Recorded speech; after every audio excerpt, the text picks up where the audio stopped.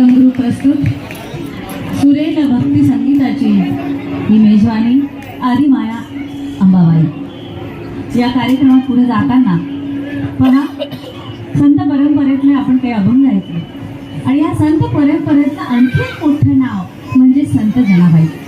नामदेवाच्या सहवासात आली आणि अगदीच एक सामान्य बाई संत झाली आणि तिच्या हातून जवळपास 350 च्या वर अभंग रचले गेले।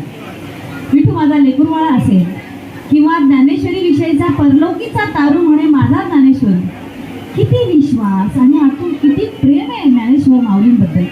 ह्या परलोकांपर्यंत तारून नेणारं एकच नाव आहे ते म्हणजे ज्ञानेश्वर इतका सार्थ विश्वास। अशी जनाबाई परभणीच्या गंगाखेड गावामध्ये जन्माला आली आणि अतिशय सामान्य कुटुंबातली ही बाई नामदेव महाराजांच्या सहवासात आली।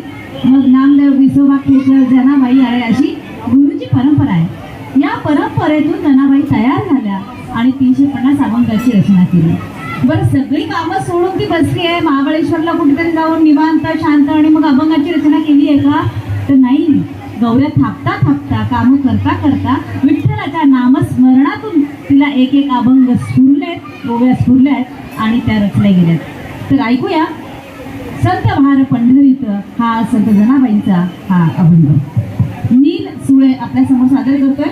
नील सुळे हा MA म्युझिक झालेला आहे, प्रोफेशनल सिंगर आहे आणि अनेक रियालिटी शोजमधनं त्यांनी आपली कला सादर केलेली आहे आणि पुण्याबाहेर सगळीकडे तो कार्यक्रम सादर करतो, स्टेज शो।